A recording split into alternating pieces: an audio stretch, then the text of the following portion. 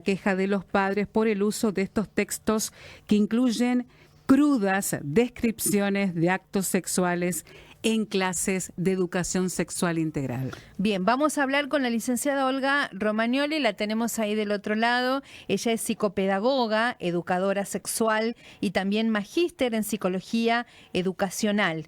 La tenemos ahí del otro lado, bueno, y le agradecemos mucho su tiempo, licenciada. Buenas tardes. Rita Corbalán, María José Domínguez, la saludamos. ¿Cómo está? Bien, muy buenas tardes a toda la audiencia de la radio. Bien. Con un tema que es tan candente y tan importante, Sí. ¿no? Como lo es la educación sexual integral, que ha sido de alguna manera demonizada, Sí. por muchos teóricos incluso, con mucho miedo. En general la educación sexual integral ha sido tomada con mucho temor por parte de los educadores, mucho miedo de hablar porque todavía atravesamos estos prejuicios que tienen que ver con identidad de género, Sí. con poner en palabras lo que sabemos que ocurre o que acontece. Entonces estamos realmente atravesando un momento épico, digo yo, porque es importante hablar de la sexualidad y como estamos hablando produce conflictos, ¿no? Así es, así es. Bueno, si tenemos que hacer un balance en cuanto a los efectos que ha producido justamente este ESI, estamos hablando de efectos muy positivos, porque usted ahí bien lo dice, fueron muchas puertas que se abrieron, muchos jóvenes que comenzaron a hablar de diferentes situaciones que por ahí a lo mejor en un ámbito de la casa no lo hacían, y es por eso que cuando uno lo toma con tamaña seriedad, por los números, por las repercusiones que tuvo, cosas como estas es como que hacen y mucho ruido, porque estamos hablando de situaciones un poco que son más confusas para la cabeza, puede ser de un niño. ¿Puede ser? Exactamente. Sí, yo creo que está muy bien explicado por el ministro de Educación cómo llega la colección esta de literatura a las bibliotecas. Entonces habla de que tienen acceso los chicos que son de tercero, cuarto y quinto año, pero la cuestión es que un profesor eligió un libro que tengo entendido que es Come Tierra, sí. Donde tiene escenas, digamos, que tiene que ver con la novela en sí, pero él hace una lectura coral, ¿no es cierto?, de la escena en sí. Sí. Entonces, eso lo que parece como, yo creo, desinteligente por parte del docente, porque encuentro que, como comentó la institución, ya sea a nivel jurisdiccional o a nivel institucional, casi todas las escuelas tienen un equipo de orientadores, un equipo de psicopedagogos, porque claramente ese texto tiene que ser de alguna manera, si él lo va a utilizar como un insumo para educación sexual integral, debería tener algún tipo de opinión o de asesoramiento de otros profesionales que están en el tema para saber si es conveniente o no. ¿Por qué?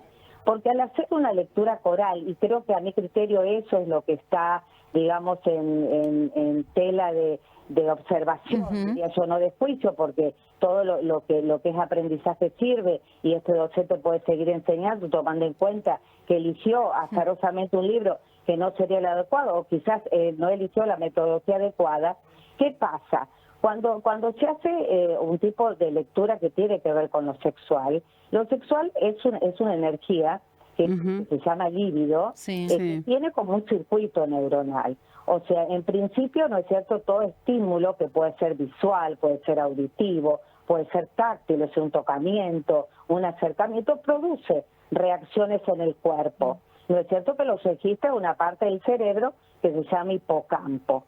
Luego, esa parte del cerebro va a llevar la información a distintos sectores del cerebro de acuerdo a cómo vaya procesando ese cerebro, o sea que puede ser un cerebro de una persona que escucha por primera vez, una persona que está acostumbrado su oído a ese tipo de relato, o puede ser una persona que verdaderamente no le provoque nada, digamos, ningún tipo de respuesta. Entonces el hipotálamo lleva a distintas partes del cerebro y termina respondiendo la amígdala. Por eso que en algún punto, habría que, todo esto es suposición, habría que ver qué repercusión tuvo en los alumnos, porque, digamos, todo lo que nosotros enseñamos tiene consecuencia que tiene que ser la modificabilidad cognitiva. O sea, eso tiene que ser un aprendizaje. Pero ¿qué pasa? En este tipo de enseñanzas hay una respuesta a nivel amigdalita, a nivel de la amígdala. O sea que toda escena, toda visualización, toda escucha, hay un estímulo. Entonces, ante estímulo hay una respuesta posible. Entonces, lo que se tiene que hacer cargo el docente es saber que esto no es sin costo, o sea, que los chicos, digamos, pueden circular, ebullicionar diferentes emociones que él tiene que saber cómo orientarlas, porque si no, digamos, sería una estimulación del tipo pornográfica, claro. O sea, que va a producir una representación gráfica y explícita con un fin de estimulación sexual que él sabe que en la escuela no es el lugar adecuado, porque en la escuela puede tener una instrucción, pero no puede tener una práctica sexual. Claro. Entonces yo creo que él no ha dimensionado, ¿no es cierto?, las repercusiones que puede tener una lectura, una escucha. De ahí que la visualización de los chicos, de que ellos ven y tienen, incluso de los padres, porque lo veo en la clínica, de contenidos pornográficos, yo creo que la pornografía es la peor de lo peor de las presentaciones de lo que es el mundo de la sexualidad. Primero porque invoca y excita solamente a lo genital. Y todos sabemos, adultos, que lo genital es parte de la sexualidad, pero no es la escena y que cubre la escena primaria, es una parte importante. Después están los afectos, después está lo que es del orden de lo psicológico, que es el goce, que produce un encuentro, ¿no es cierto?, con otra persona, que puede terminar en un encuentro sexual o no. Es decir, los chicos tienen información respecto de lo que es digamos, costumbres sexuales, usos de la sexualidad, pero el tema es que tienen que tener una orientación, porque si no estamos haciendo un mal uso, digamos, de un recurso que creo que tiene que ver más que con eso, porque en sí no creo que al chico le provoca algún tipo de iatrogenia, ¿no es cierto?, que es cuando uno quiere provocar un beneficio en una persona, estoy hablando de lo pedagógico, y en realidad no le produce un beneficio, sino un perjuicio, porque altera, ¿no es cierto?, el crecimiento, desarrollo y maduración de esta función que es la sexual. Entonces, lo sexual también se aprende, y también se aprende de lo teórico y se aprende de lo vivencial. Pero esto de lo vivencial hay que ir con cuidado, porque ahí sí me parece que estas prácticas tienen que tomar un poco de participación los padres, ¿no? O sea, los padres también de alguna manera, no sé si dar un consentimiento o que los profesores sepan, o sea, les den participación a los padres de que van a leer tal o cual material. Bueno, por ejemplo, los padres fueron los que denunciaron. En realidad, esto, ¿no? primero lo conocieron a través de los mismos chicos cuando lo leyeron, porque ellos mismos, conociendo ya algo de la sexualidad, quedaron sorprendidos por el contenido del texto. Y ellos mismos le acercaron este material a los padres, porque los papás fue en relativo. En algunos casos se dio de esa manera y otros que directamente fueron ellos a hacer la denuncia correspondiente, ¿no? Claro, sí, por eso. Entonces, como te digo, me parece que fue una mala elección del profesor, me parece que tiene que haber una participación más activa por parte de los padres, porque todavía ese cerebro está en construcción, todavía está en elaboración de neuronas, que esas neuronas se van potencializando, sus haces de fibra se van especializando, entonces que ellos puedan tener una información controlada, una información que sepan hacia dónde va, por qué lo hace, cuál es el objetivo que ha tenido él de presentarla, de hacer una lectura coral. O sea, eso tiene que haber una devolución. Y también los padres acompañar en diálogos, en encuentros para hablar de este tema que, digamos, ya claramente dejó de ser tabú. Ya hay una mayor apertura al tema, hay un mayor conocimiento y aceptación de la diversidad, ¿no es cierto? Ya lo de lo binario quedó un poco en la historia, si bien todavía hay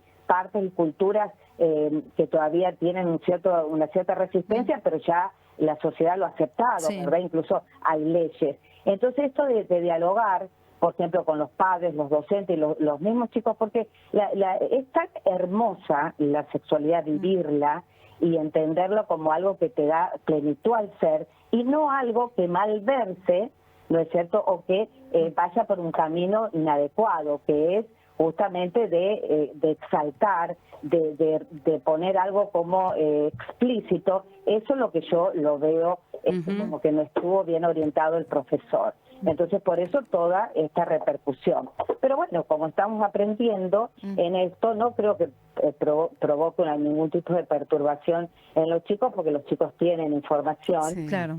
Ya tienen más información por fuera que por dentro, entonces de la escuela, digo, entonces lo bueno es que pueda estar canalizado por parte de los profesores, que los padres puedan, claro, no sé, hasta participar conjuntamente de una clase. Yo recuerdo, por ejemplo, en la adolescencia de mi hija particularmente, que los profesores, justamente, creo que de literatura, nos dieron a saber que los chicos tenían que leer la literatura de las 50 sombras de Grey.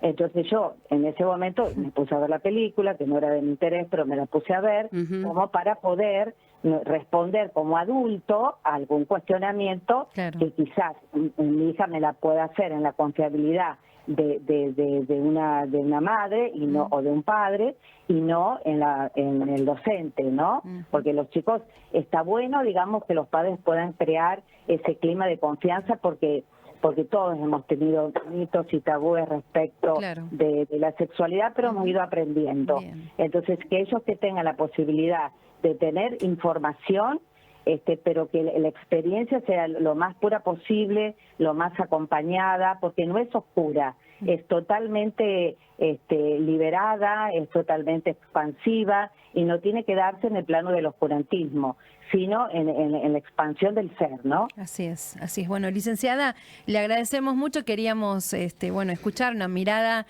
por supuesto, autorizada de alguien que sabe mucho sobre el tema, sobre todo con nuestros adolescentes, ¿no? Como ahí me quedo entre tanta charla que hemos tenido con lo importante que es la presencia de los padres, ¿sí? Siempre el acompañamiento de los acompañamiento papás. De los padres para poder, guiar también en esto, guiar, ¿no? y hablar con los hijos. Sí. Así es. Bien. Muy bien. Muchas gracias, licenciada. No, de nada. Cuando puedan tener una otra opinión, estoy a disposición. Ahí la Muchas vamos a tener gracias. presente siempre. Gracias.